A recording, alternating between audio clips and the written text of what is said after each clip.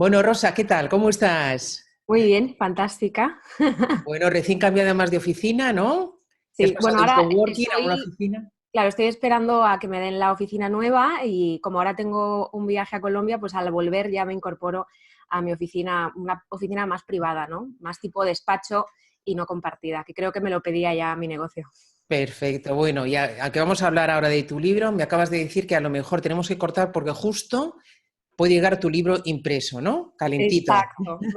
Estoy esperando a que llegue el paquete y tengo unas ganas. Vale, vale, vale. Bueno, cuéntanos un poquito quién es Rosa Morel. Eres experta en copywriting y en copywriting, pero bueno, cuéntanos un poquito quién eres tú y cómo has llegado hasta donde estás ahora. Pues mira, yo en 2009, que estaba en la carrera, estaba haciendo filología hispánica, pero yo quería escribir. Y de hecho, cuando llegas a la facultad ya te dicen que solo puedes ser profesor o investigador, ¿no? Y yo decía, no, no, yo es que quiero vivir de escribir.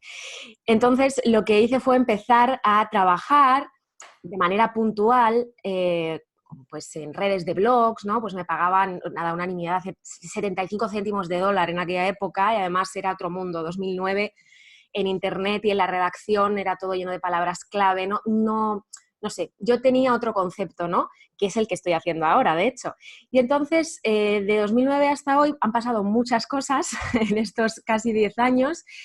Terminé trabajando en revistas, me fui a Madrid, yo soy de Barcelona, pero vivo en el sur, ahora mismo en Málaga, y decidí irme a Madrid a trabajar en revistas. Estuve en Marie Claire, muy interesante.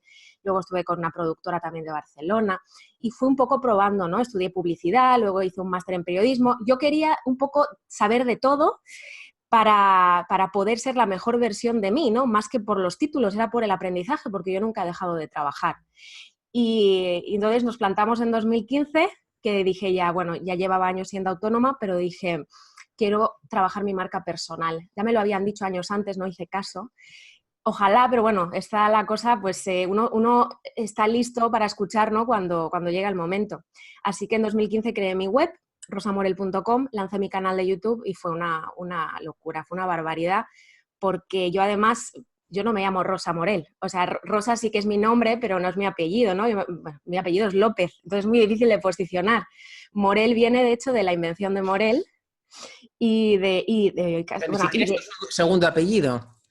no, tampoco es mi segundo apellido. Viene, viene de eso, es un, ¿cómo te diría?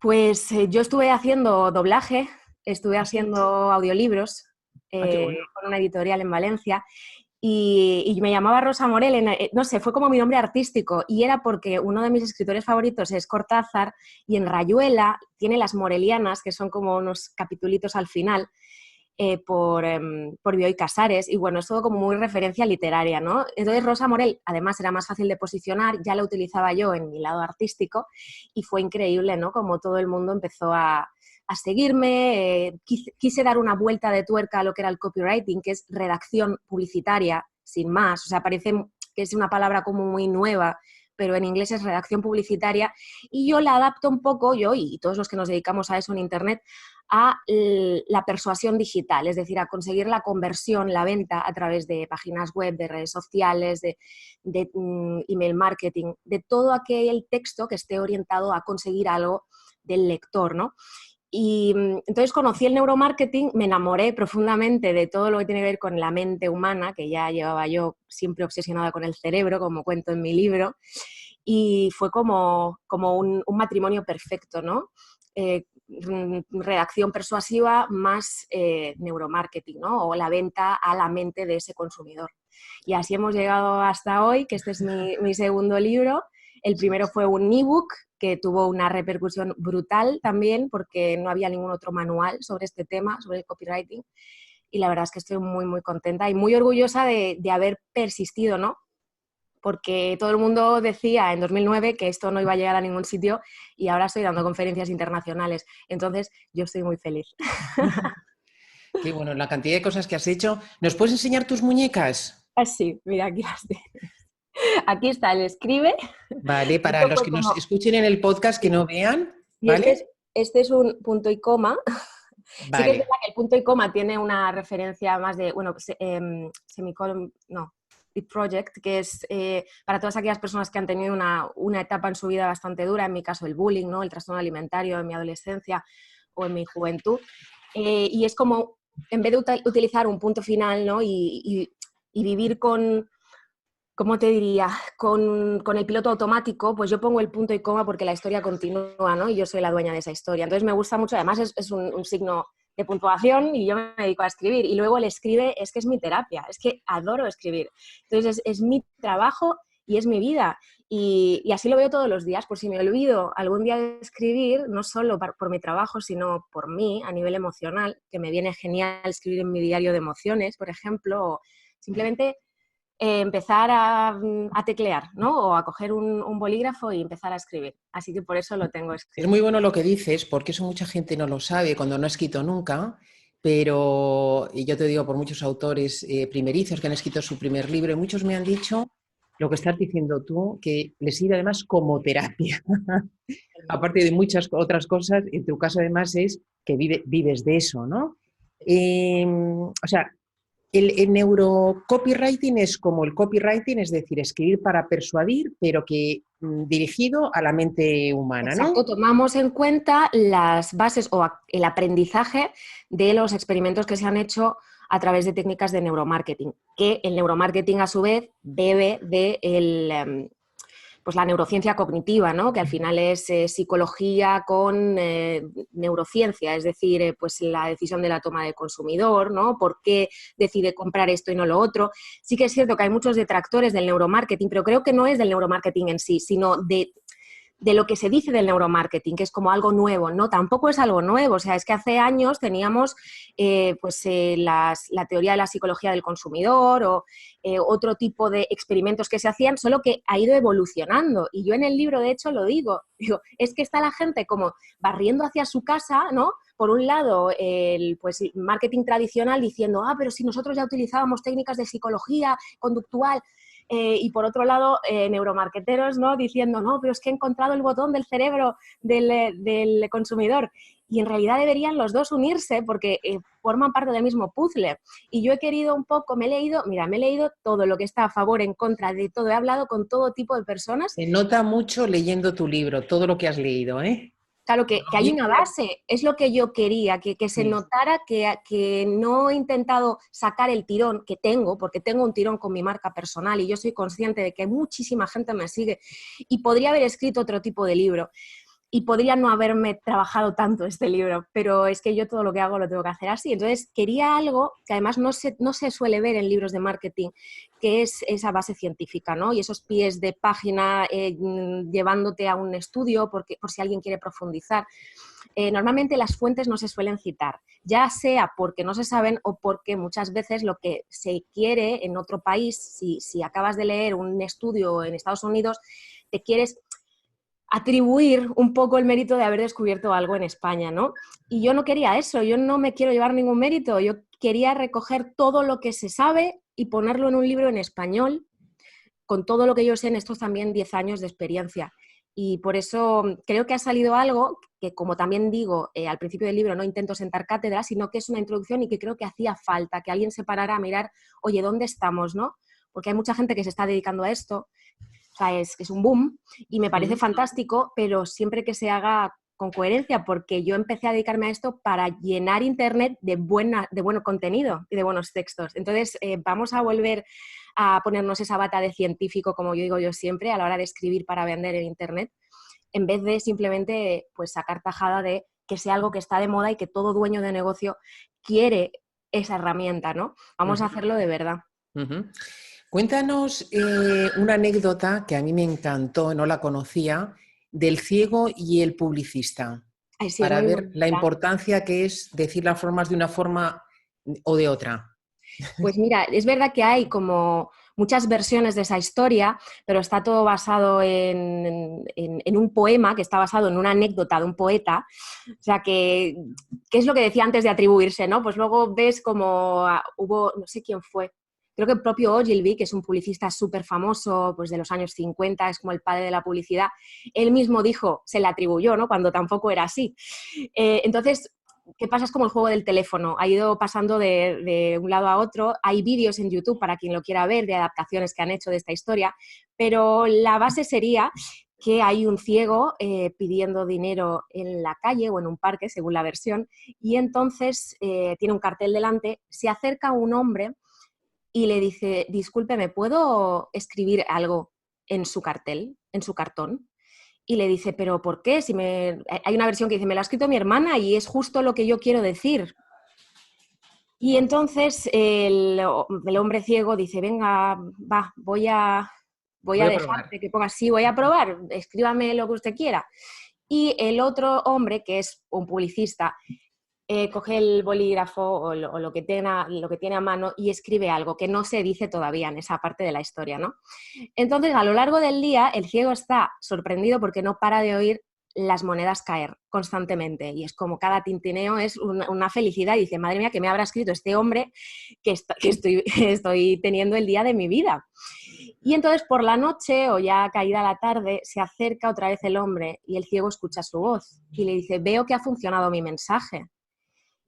Y en la historia original, de hecho, el ciego no llega a saber nunca qué le ha escrito, ¿no? Simplemente le dice el publicista, simplemente he dicho lo mismo, pero con otras palabras. Y luego, en los vídeos que hay en YouTube, pues se ve cómo se enfoca y por una parte pone, ayúdame, estoy ciego, o estoy ciego, simplemente, y por otro lado hay muchas versiones, hay muchísimas, ¿no? Una de ellas es, llega la primavera y yo no voy a poder verla, por ejemplo, ¿no? Y es como Muy bueno. explicar con las mismas, no es las mismas palabras, es decir, el mismo concepto de estoy ciego, sí, pero ¿por qué? ¿Vale? O sea, ¿por qué debería ayudarte? Y esto lo puedo enlazar con tantos experimentos que comento en el libro, como puede ser el que hicieron, creo que es la Universidad de Nueva York, que había unas impresoras, ¿no? Y había una cola Cuéntanos enorme. también por qué es la importancia de los porqués, ¿no? Exacto, Cuando tú el dices motivo. algo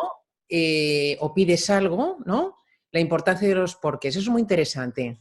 Cuéntanos esa anécdota también, Rosa, Pues o ese es caso, que esa historia. sí, es muy curioso porque claro, a veces lanzamos un mensaje, pero no nos damos cuenta que la otra persona, el receptor, tiene que entender el motivo real por el que debe hacer lo que le estamos pidiendo, ¿no? Ya sea comprarnos, seguirnos, etcétera. Entonces hicieron un experimento que habían colas enormes para poder imprimir en esa Universidad de Nueva York en la impresora. Y lo que hicieron fue con muchas variables distintas, con pues, hombres, mujeres de diferente edad, con diferentes números de páginas, pero bueno, vamos a contar uno. Imagínate que llevo 20 páginas para imprimir, me pongo la primera de la cola delante de 20 personas y digo, ay, ¿me dejas imprimir? Y obviamente me van a decir, no, ponte a la cola, ¿sabes? Pero si yo digo, ¿me dejas imprimir porque es que de verdad tengo mucha prisa y lo necesito? Entonces, lo que hicieron, lo que se dieron cuenta al hacer este experimento es que el por qué cambiaba absolutamente, o sea, pues que aumentó en un tanto por ciento tan brutal que hicieron otro experimento cambiando el segundo elemento. No solo dijeron porque, con un motivo real, porque tengo prisa o porque realmente lo necesito. ¿Puedo imprimir 20 páginas ahora porque necesito imprimir? Y salió exactamente un poquito menos el tanto por ciento, pero solo ese porque activó algo en la mente. Es como, hay una consecuencia y yo puedo formar parte de que esa consecuencia se lleve a cabo. Entonces, me parece tan importante a la hora de escribir, por ejemplo, una carta de ventas de nuestro libro, ¿sabes? No sé, de cualquier cosa, de una página web, de que se suscriban a nuestra newsletter, sabiendo que el por qué está ahí. De hecho, para los testimonios de los libros, yo cuando pido o cuando pido una opinión sobre algo que he hecho, sobre una formación, yo digo, porque así me vas a ayudar a llegar a más gente, ¿no? Y yo lo pongo y veo que la gente se vuelca, porque no es lo mismo decir, déjame un comentario, por favor. ¿Por qué? Y de hecho hay Exactamente. el de los 5 porqués que no aparece en mi libro, pero sí que es algo muy típico en las Lean Startup o filosofía Lean, ¿no? Que es como validar algo. Para validar algo tienes que preguntarte 5 veces por qué. O sea, ¿por qué, vale? Este móvil, ¿por qué? ¿Por qué me lo tengo que comprar? ¿Vale? Pues porque me va a ayudar a hacer mejores fotos. ¿Y por qué? O sea, ahí es un poco llegar hasta el final. Y yo creo que los porqués son muy Es importantes. muy importante, claro que sí. Y hablando de historias, tú dices que las historias que son tan importantes, y eso lo hemos tratado muchísimo en el canal de Triunfa, y el storytelling, todo eso, tú dices que no es citar hechos reales, ¿no? Es Bueno, otra cosa. Cuéntanos un poquito cómo se cuenta una historia en copywriting para, de alguna forma, persuadir, ¿no? pues fíjate, no es que no sea contar hechos reales, sino que no es describir. O sea, puede ser un hecho real, pero el problema es cuando describimos la historia, no la contamos, ¿no? Entonces, cuando yo, por ejemplo, estoy dando formación pues en un máster ¿no? o a directivos, hace poco, que para mí fue un reto increíble el dar una formación en inglés a una multinacional, y les puse también este ejercicio de storytelling. Y claro, se quedaron un poco a cuadros, porque es complicado, la gente tiende a describir, ¿vale? No a contar el cuento o la historia. Y yo lo que les dije es, ¿cómo habéis terminado aquí? O normalmente es la pregunta que hago. Cuéntame tu historia. ¿Cómo has terminado aquí? ¿Cómo estás ahora en esta sala? ¿Sabes? Aprendiendo conmigo. ¿Por qué nos hemos conocido, no? Y normalmente la gente tiende a describir los hechos. Pues bueno, pues cuando acabé, por ejemplo, en un máster, cuando acabé la carrera, decidí hacer esto, ya, pero tiene que haber algo más, ¿vale? Porque primero hay emociones, hay puntos que tienes que unir, ¿vale? Y la historia tiene que tener una carga emocional porque somos seres humanos, ese es el ejemplo que siempre pongo, no somos una línea recta, tenemos altibajos, hay una historia que contar. Y te voy a poner un ejemplo que fue increíble, y es que entre todos los alumnos que tuve el año pasado en un máster, o bueno, fue este mismo año, a principios de año, todos describían y les dije, no os preocupéis porque por ahí se empieza, y hubo uno que dijo, empezó así, a los 16 años mi padre me escribió una carta. Pues ya está, ya empezamos, yo ya quiero seguir escuchando, ¿qué lleva esa carta? O sea, quiero decir, hay ahí una apertura buenísima para, ¿sabes? Una introducción a su mundo, a cómo has llegado hasta aquí, pues a través de esa carta, tiene que haber un hilo conductor. Y yo creo que en realidad, y eso es algo que gente del marketing online o de los negocios no se dan cuenta, de que tenemos que leer muchos libros sobre cómo, por ejemplo, escribir una novela, muchos libros sobre desarrollo de personajes. Yo es que tengo, bueno, aparte que mi marido se dedica a todo este mundo también de la Lo sé porque literatura. le vamos a entrevistar también próximamente, Sí, como tú pues bueno, sabes. aquí tenemos Y una saber cantidad. que era tu marido. Sí, que fue muy curioso porque dice, Ana Nieto me va a entrevistar, y digo, a mí también. Y claro, él se dedica al mundo, yo soy mundo marketero, ¿no? Mundo de negocios, y el mundo literario, ¿no? Y bueno, es un apasionado de los libros, tenemos primeras ediciones, o sea, es como, es un bibliófilo empedernido. Y, y entonces, ya no sé por qué te estaba diciendo esto, de los libros. Ah, sí, que tengo aquí un montón, pues no sé, pero tengo una barbaridad de libros. Por ejemplo, es cómo escribir ficción, ¿sabes? Ahora mismo que lo estoy viendo. Tengo un montón porque me parece básico a la hora de conocer o de entender el storytelling para el negocio, ver cómo desde hace muchísimos años escritores de ficción lo han llevado a cabo. Entonces o sea, hay mucha teoría de la ficción y de cómo redactar y cómo escribir. En cambio, en storytelling o brand storytelling, storytelling para marcas, a veces como que intentamos sacar de debajo de piedras teorías, pero si es que ya está todo escrito, si es que solo hay que aplicar lo que se sabe. Entonces, para mí es muy importante ya no tanto inventar una historia, como la historia que tenemos, enfocarla de una manera muy, pues muy de toda la vida, de introducción, nudo, desenlace, ¿no? Si es que es muy sencillo. A veces, ¿qué Claro. pasa? Que la gente abre un documento y se pone a escribir sin más. Y eso no sirve. O sea, yo entiendo que puede servir para desbloquearnos, ¿no? El hacer esa escritura automática. Pero cuando estamos escribiendo un texto para vender, además de eso, hay que crear una estructura. Y luego hay que ir rellenando esa estructura, ¿no? Pues tenemos un titular, después tenemos por ejemplo, un primer párrafo introductorio sobre nuestro negocio, luego una introducción más personal. O sea, es mucho más fácil cuando intentamos completar esa estructura que escribir sin más. Yo creo que por eso la gente se bloquea muchísimo.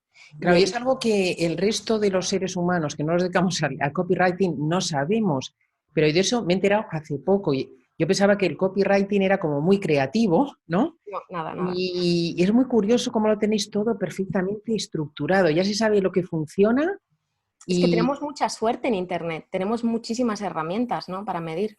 Pero sí que es cierto que, claro, copywriting o el copy viene, como decía antes, de la redacción publicitaria, que en inglés, ¿no? Que es copywriting, y la figura del copy creativo de agencia es la que ha estado ahí. ¿Qué pasa cuando empieza Internet? Que es otro formato.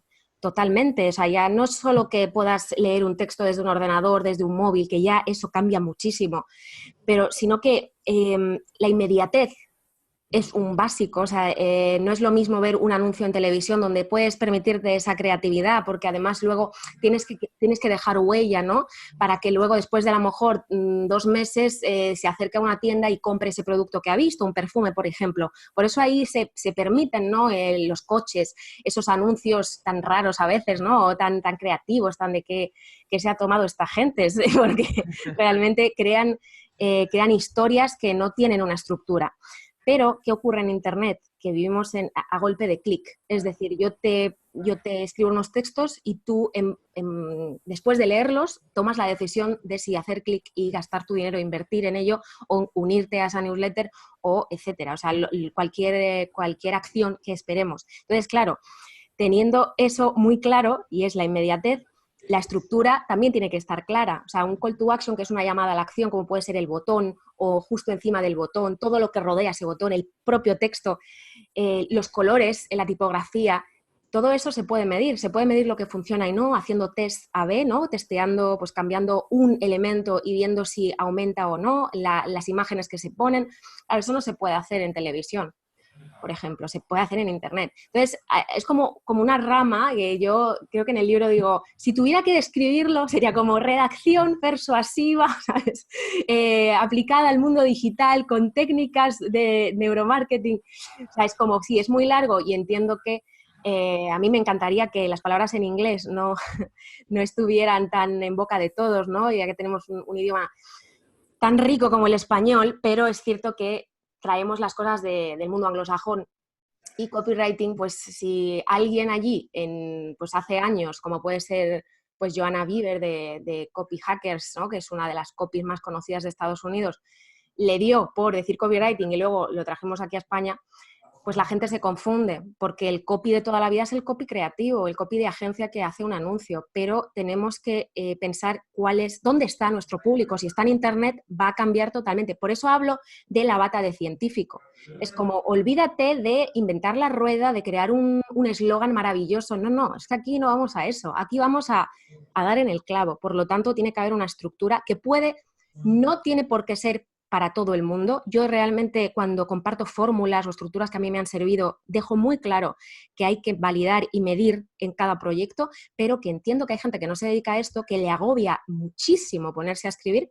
Entonces, con estas estructuras o estas fórmulas puede dar un paso más, ¿no? Y solo tiene que rellenar, probar, testear, más que ver cuál es esa estructura de base que le llevaría a lo mejor años o le llevaría un tiempo descubrir cuál es la efectiva. Vale, es que si ya es difícil escribir, ya escribir, como tú estás contando, que vamos, para que todo el mundo nos entienda, a ver, yo te lo voy a decir a la pata a la llana y tú me corriges o me añades, ¿vale?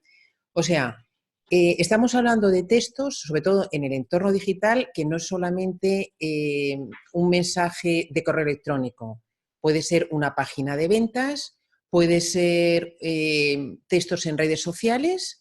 Y además no solamente estamos hablando del texto en sí, sino tú lo que, como decías también, es el botón y el color de botón y dónde está ubicado, etcétera, etcétera. Y todo eso lo hacemos para convencer, persuadir a alguien de que tome una determinada acción. Exacto. Yo, además, si lo podríamos hasta resumir diciendo todos los textos que rodean tu marca o tu proyecto que estén orientados a que ocurra una acción con ellos, ¿no? Es decir, porque hay gente que dice, pues Rosa, la redacción de post de mi blog.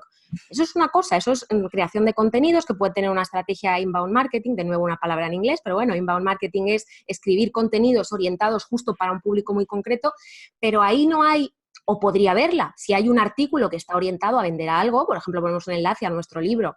Vale, ahí sí tenemos que tener en cuenta técnicas copy, pero cuando tratamos solo de informar no es necesario. Entonces, ¿qué pasa con las redes sociales? Hay publicaciones de redes sociales que no tienen ningún objetivo. O sea, más que pues, informar o compartir información, pero no hay un objetivo de, mira, quiero que le den a este botón o quiero que vayan a este enlace. Entonces yo separo, pero separo por mi propia experiencia, ¿eh? O sea, no es que nadie me haya dicho, sí, Rosa, esto es así o esto es así, es que todo esto es muy nuevo. Entonces, por eso yo no siento nunca cátedra, yo digo, en base a mi experiencia, creo esto.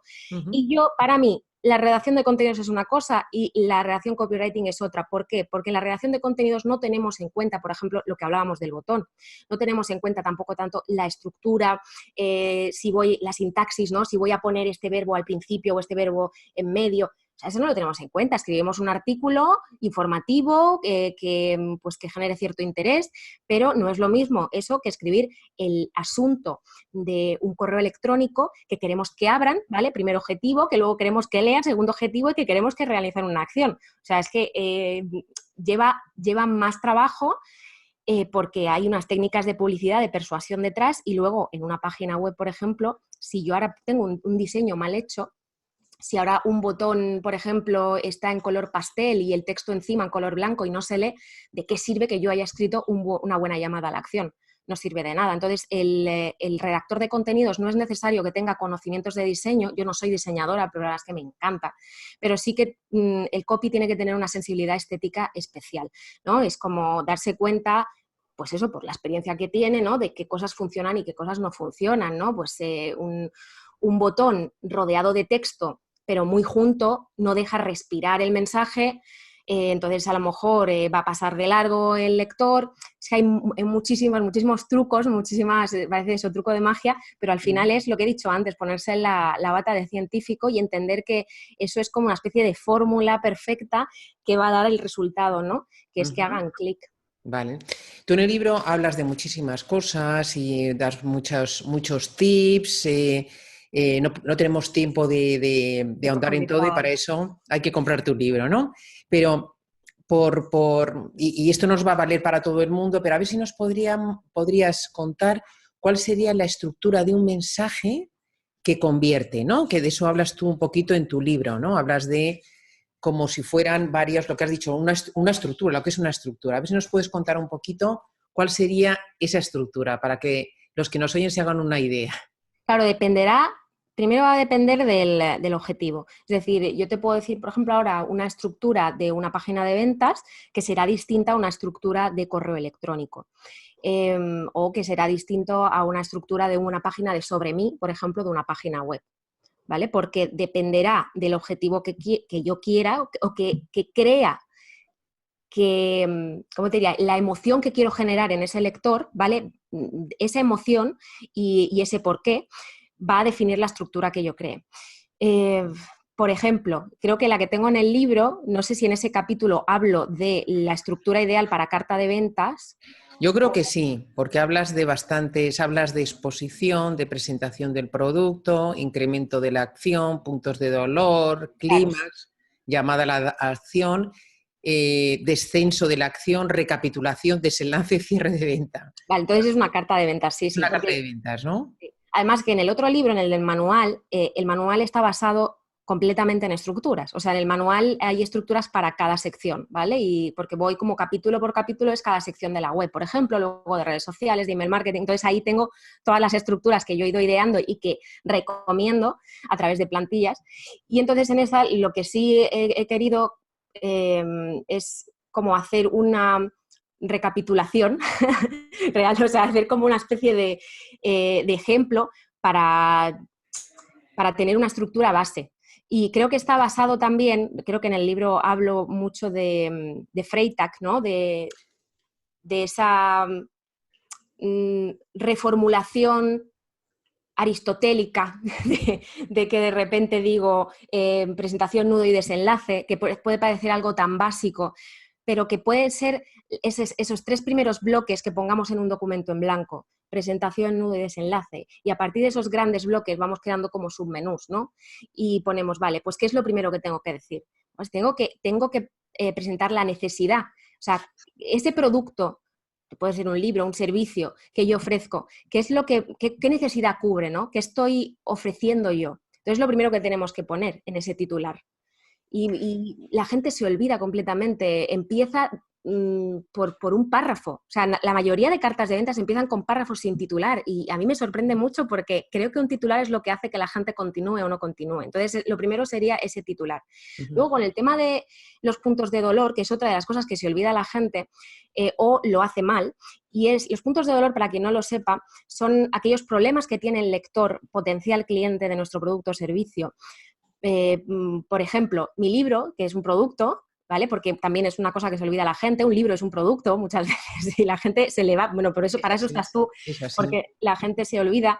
Pues, ¿qué puede cubrir? Cuando yo escribo esa carta de ventas para mi libro, la necesidad que cubre es aprender unas técnicas para poder convertir más, vender más, y luego, ¿cuáles son los puntos de dolor? Pues seguramente le das vueltas a los mensajes antes de escribirlos y luego no logras comunicar todo lo que tienes en mente, no eres capaz de conseguir todos los clics que necesitas porque el mensaje no cala a tu audiencia. O sea, es ir un poco metiendo el dedo en la llaga. El problema es que la gente, cuando mete el dedo en la llaga, la deja allí metida, o sea, deja el dedo metido, en vez de terminar en positivo. Ese es un problema con las estructuras negativas y positivas. El no, no, no, cuando estamos utilizando el punto de dolor, está bien, pero siempre hay que acabar en positivo. Entonces es como, pero gracias a este libro vas a lograr esto, esto y lo otro, ¿no? Luego, en la parte final de esa estructura, que luego lo que hay que hacer es ir... y sí que hay que hacerlo, características, ventajas y beneficios, ¿no? Qué es aquello que vamos a conseguir gracias a lo que vamos a comprar, pero lo que me parece más básico, que tampoco hace la gente, es la parte final de recapitulación, es decir, de volver a formular esa necesidad que cubre, porque algo que se diferencia muchísimo entre un periódico, o una revista, entre la televisión, entre cualquier medio tradicional e Internet, es la lectura.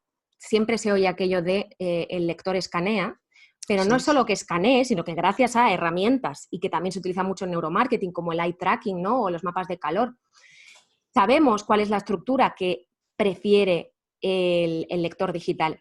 Y es muy gracioso porque yo con mis experimentos, ¿vale? Llegué a una conclusión que me imaginé yo que era como aquí la diosa de Internet, ¿vale? O sea, yo dije, ¡ay, qué bien, qué emoción! Que acabo de descubrir la panacea. Bueno, pues resulta que no, obviamente, ya lo habían descubierto antes, pero yo iba diciendo lo siguiente, y es que en periodismo nos enseñan que es el triángulo invertido, ¿no? Y cuando escribes una historia o una noticia, es decir, todo lo más importante va al principio de ese triángulo y luego pues ya no importa tanto lo que vayas a escribir porque el lector lo que más le va a llamar la atención es el principio. Pero en Internet yo dije, no es un triángulo invertido, es una especie de reloj de arena o de doble triángulo, es decir, es así y así. Ajá. Lo importante va al principio y al final. Y ya cuando, estudiando neuropublicidad, me dicen que una de las bases del neuromarketing es el contraste del principio y el final, que es lo que le gusta a esa mente inconsciente, es decir, que incluso puedes cambiar. O sea, si yo te doy 3 cosas a elegir y las cambio de orden, tú vas a elegir la del principio y la del final. Bueno, me dejó muerta porque digo, todo tiene sentido, ¿no? O sea, como que todo iba conectando. Entonces, ¿qué pasa cuando escribimos una carta de ventas o incluso un correo electrónico? Ahí sí que sirve para todo. Principio y final es muy importante, porque la gente normalmente, es que es muy gracioso cuando tú haces experimentos con alguien leyendo una carta de ventas o una página web, lee el principio, se va al final y vuelve al principio. O sea, es que es muy curioso. Sí, entonces sí. Es como, vale, pues si se va a ir al final, vamos a repetir en el final todo aquello que queremos que se le quede, ¿no? Y vamos a hacerlo además a través de puntos, o sea, de bullet points o de frases cortas, o incluso ponemos un testimonio, luego ponemos, que sería la prueba social, ¿no? Y luego ponemos esa llamada a la acción. Pero vamos a repetirlo al principio y al final. Y todo lo que queda en medio no importa, claro que importa, pero es cierto que la potencia o aquello que... Lo más poderoso del mensaje tiene que estar repetido al final. Y eso sí que obviamente no lo digo yo, porque después de investigar más, pues lo dice todo el mundo.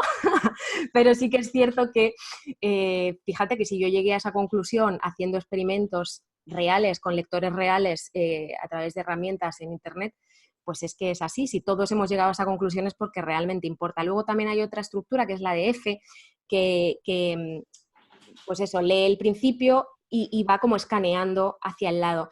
Y es como la primera estructura que yo escuché, y bueno, y hace así como en zigzag, ¿no? Pero ya te digo que cuando entra alguien en una página web con la intención de comprar algo o con una necesidad, con un problema, porque todo el mundo va buscando algo porque tiene un problema que resolver y nosotros vamos a resolverlo, va con esa intención, ¿no? Es como, venga, rápido, quiero que me des la respuesta a ese problema. Entonces, por eso hay que repetir también al final.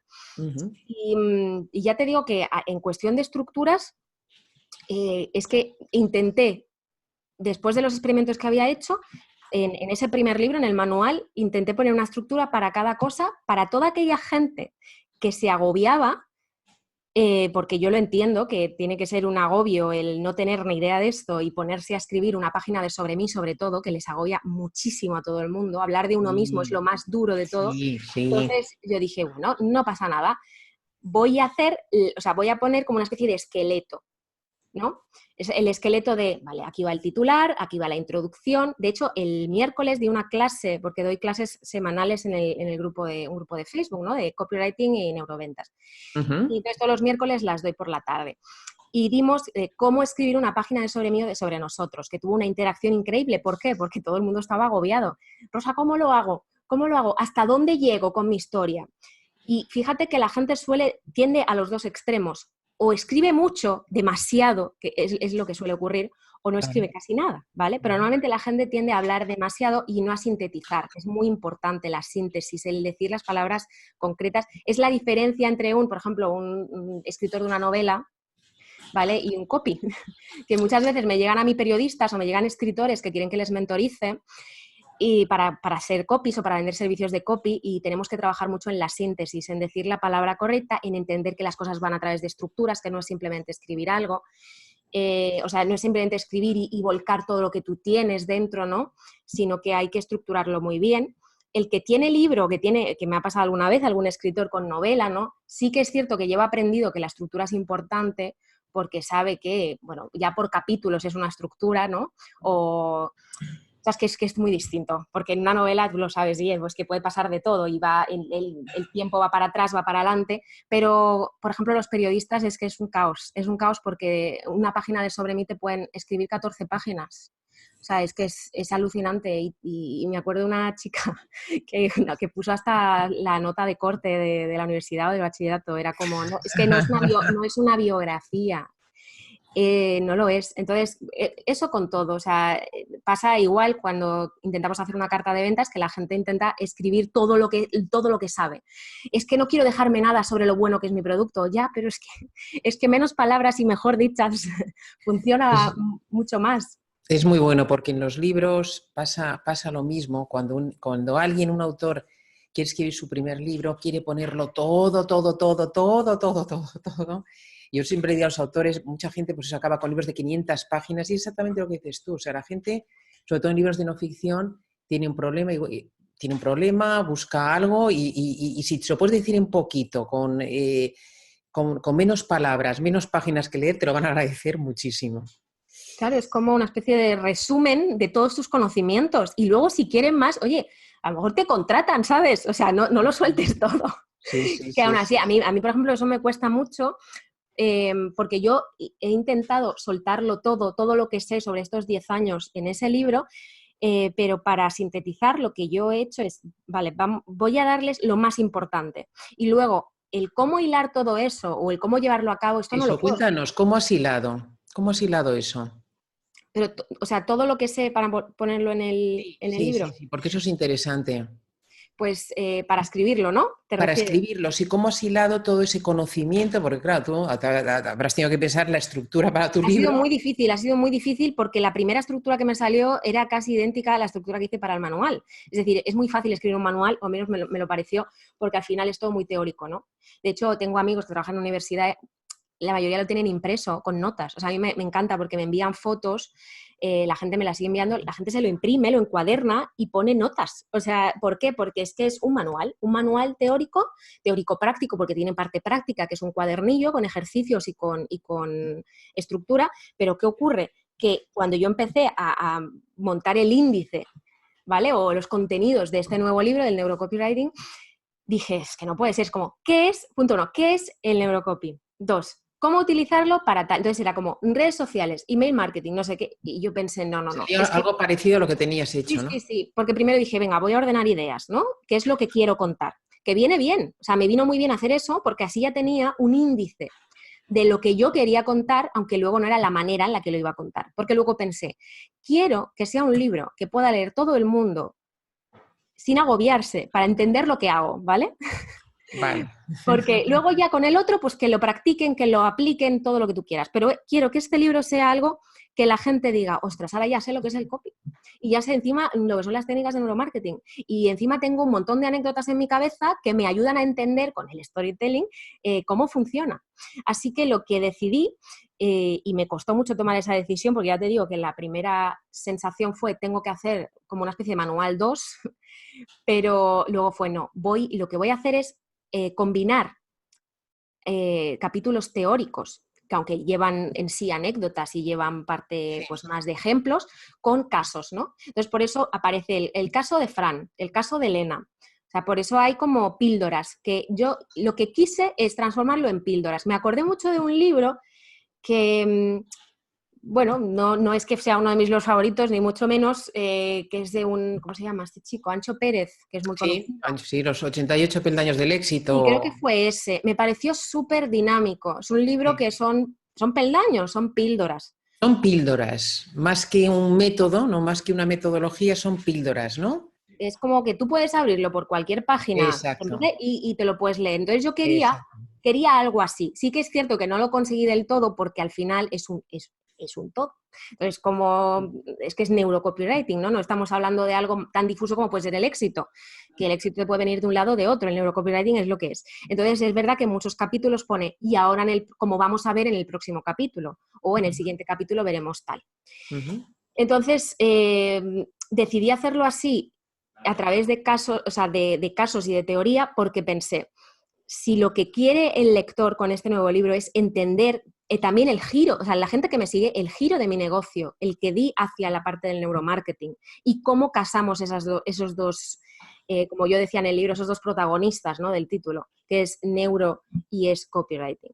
Ujú. Y creo que el resultado, al menos me hizo mucha ilusión porque mi padre se ha leído el libro y mi padre es una persona que lee mucho, sobre todo desarrollo personal, pero sí que es Ajá. cierto que tiene mi papa de publicidad, o sea, y vamos, él lo sabe. Me dijo, me lo he comprado, ¿sabes? Como diciendo, me lo he comprado y me lo voy a leer porque Sí. quiero ser tu primer lector. Dice, pero bueno, voy a empezar ahora, pero seguro que no me entero de nada. Ajá. Y me encantó cuando me llamó y me dijo, Rosa, esto no puede ser, ¿eh? Y digo, ¿qué pasa? Y dice, es que no, es que parece que esté hecho por un, no sé, por un escritor profesional. Y digo, papá, es que lo soy, ¿no? O sea, que muchas veces dice, ya, pero es que no me lo puedo, o sea, es que te quiero dar el Oscar de los libros. Y me dice, muchas gracias. Digo, me vas Es a dar el verdad que nombre es de un libro que literatura. está muy bien escrito.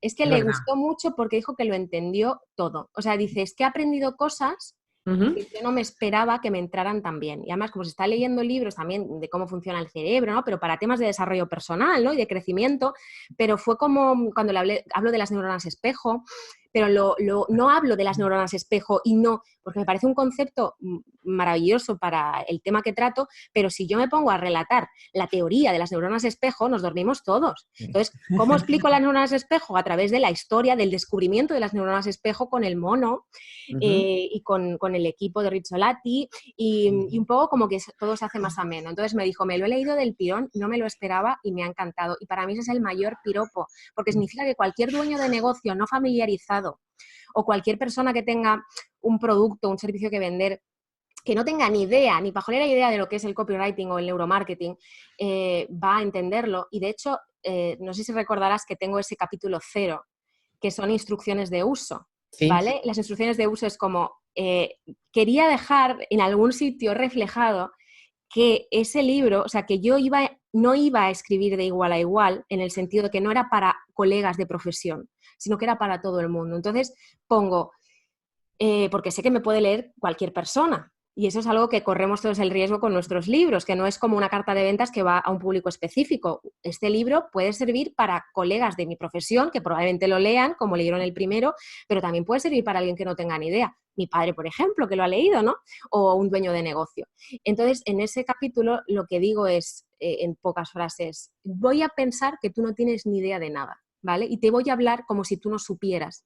Entonces, esa fue mi premisa para desarrollar todo el libro. Así es como me organicé. Dije, a través de historias, de cuentos, de anécdotas, con sus técnicas y con sus estudios que respaldan todo lo que estoy diciendo y dejando muy claro también que no intento sentar cátedra de nada, sino que además, ojalá no lo puse porque no quería explicar más cosas, ¿no? Pero eso es algo que aprendí en primero de carrera de filología. Cuando tú llegas ahí y ves que hay un tomo así de grande para hablar del sujeto, ¿vale? De un sujeto de una frase, y otro así del predicado del verbo, y te das cuenta de que hay teorías que se pelean entre ellos, los teóricos de la lingüística, tú dices, Dios mío, es que no hay nada de verdad, ¿sabes? O sea, todo el mundo está investigando, exponiendo su caso, sus tesis, sus ideas, y es un poco lo que he intentado con este libro. Así que así es como me organicé. Bueno, pues vamos con las dos últimas preguntas que te quería hacer. La última es de favoritos, pero ya la penúltima es, has hablado de tu padre, me gustaría que hablaras de cómo le vendiste una rana a tu abuelo. Ay, sí. De hecho, mi padre me dijo ayer, cuando estoy hablando con él, oye, la rana, me dice, ¿me puedes enseñar una foto de la rana? Porque es verdad que nada, que ahora dentro de poco saldrá publicada una foto de esa rana, ¿no? En mi Instagram, ahora en este mes. Pero cuando se la enseñé me dijo, madre mía, la rana, que no me acordaba de ella. O sea, que es que esa rana está ahí y esa rana dice, seguro que te la regalé yo. Pero resulta que yo un día estaba aburrida en mi casa porque Barcelona, o sea, yo soy del centro, o sea, Museo Picasso, esa calle, ¿vale? Y ahí, pues una niña no podía salir, como mi marido que estuvo en el campo. Entonces, ¿qué hice? Pues me inventé una tienda.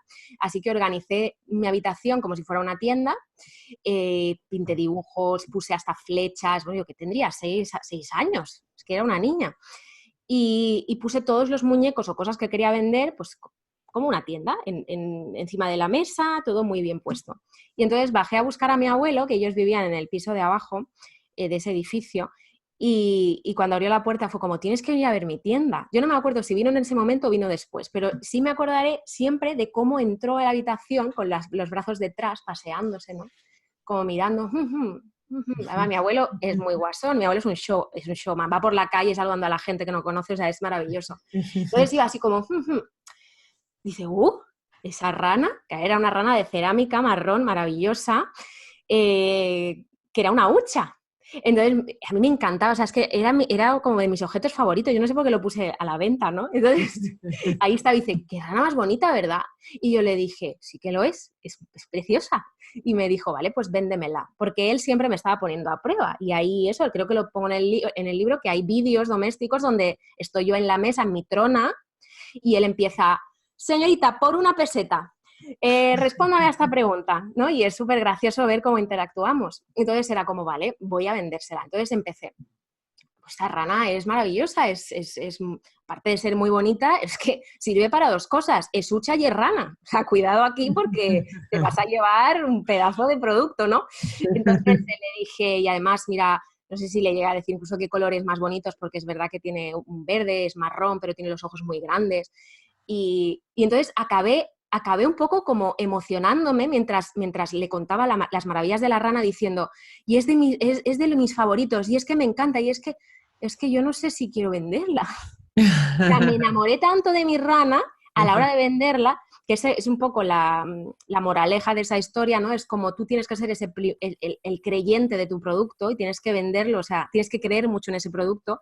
Y al final, mi abuelo acabó comprándome la rana, me pagó muchísimo dinero en esa época por la rana, pero luego yo me arrepentí, claro, y yo quería mi rana, no me la devolvió, de hecho sigue en casa de mi abuelo. Y la conclusión de esta historia es, tienes que ser el primer creyente de tu... De hecho, lo enlazo con Kiyosaki, que es un experto en persuasión, que habla de cómo convertir a seguidores en creyentes, ¿no? Y cuando parte de tu comunidad es creyente, te compra lo que sea. O sea, ya tienes que tener tú esa base moral, ¿no? De vender buenos productos, pero tú eres el primer creyente de tu negocio o de tu producto, de tu servicio, de tu libro. O sea, tú tienes que creer en lo que has hecho. Si no crees tú, si a la hora de comunicarlo la otra persona no siente que tú crees en ello, pues estás un poco acabado, porque entonces, no sé, eso se percibe, ¿no? Y así es como le vendí la rana. De hecho, te la puedo enseñar, la foto Ah, de pues la... venga, enséñanosla. Te la voy a Tu abuelo enseñar. no sabe la que montó en ti haciéndote esa prueba y diciendo que le vendieras la rana. Es que no lo sabe porque, bueno, cuando estuve el otro día, porque él vive en Barcelona, Uy, pues la verdad que es una monada. ¿Cuántos años tenías? yo tenía 6 años, pensaba que Fíjate, tenía es más, 5, impresionante, 6 ¿eh? y 6 años, porque mi hermana no había nacido, mi hermana Creativa nació... eres. ¿El qué? ¿El qué? Qué creativa eres. Así, pues es que tenía mucho tiempo libre y además que eso en mi historia, ¿no? Que fue una niña un poquito, o sea, tengo una infancia muy feliz por parte de familia, pero un poco triste por parte del colegio, de la escuela, ¿no? Con el bullying y con el acoso escolar, pues era una niña con mucho tiempo sola, ¿vale? Y mucho tiempo en la biblioteca. O sea, la biblioteca de la escuela, ahí en Barcelona hay un instituto, o sea, un colegio que sigue allí, que tiene unos pabellones enormes, y el pabellón de en medio donde yo estaba era la biblioteca.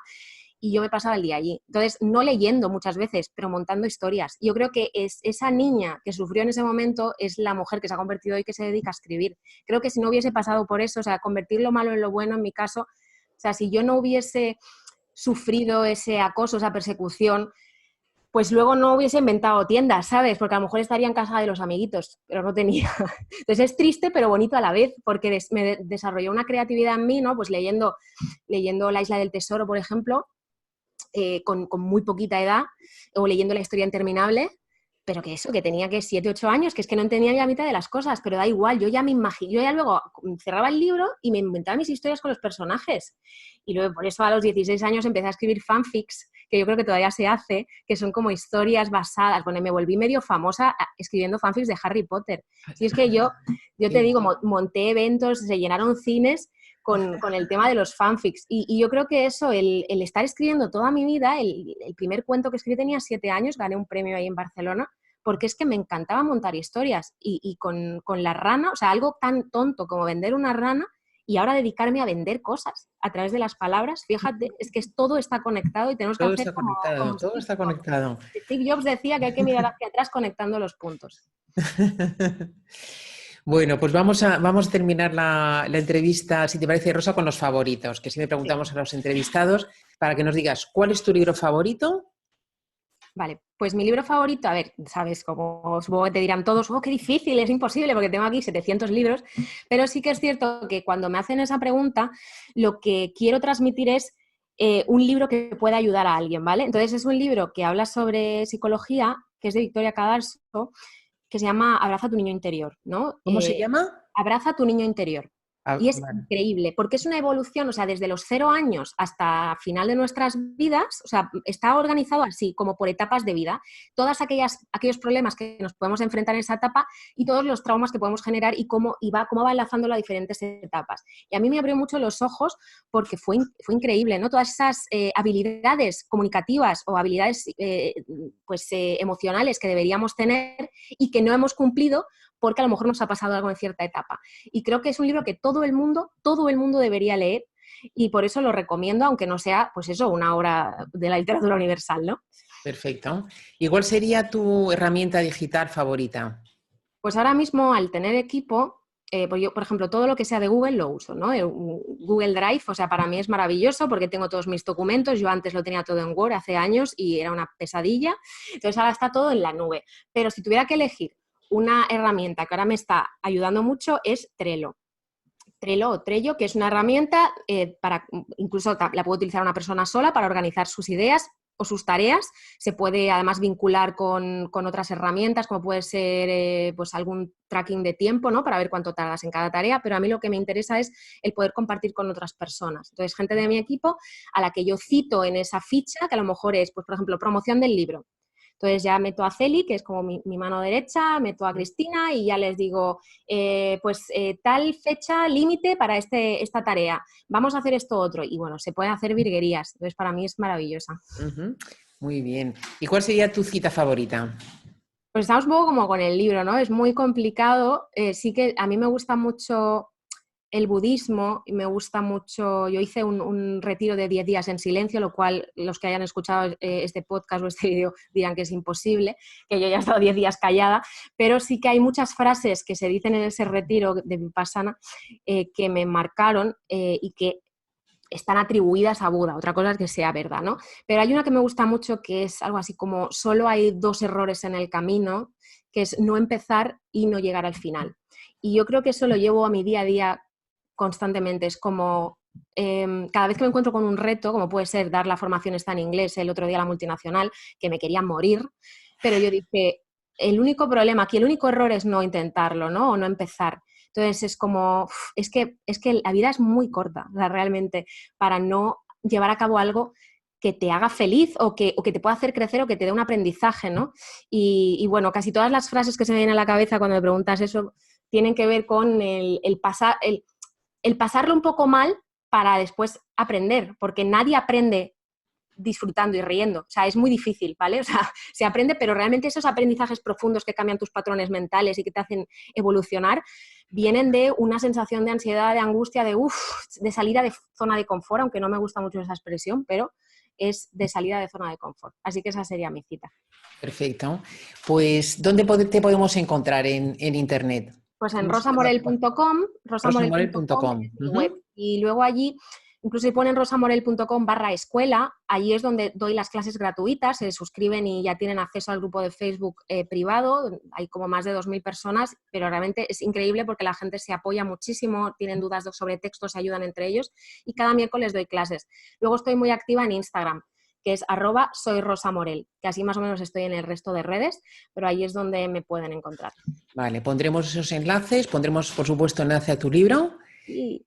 Y nada más, Rosa, ha sido un placer de verdad escucharte. Transmites un entusiasmo contagioso, de verdad. Se nota que amas, que te encanta lo que haces. Mucho, mucho. Y nada, un placer haberte tenido en Triunfa con tu libro, de verdad. Muchas Muchas gracias, gracias. Ana, a ti por invitarme.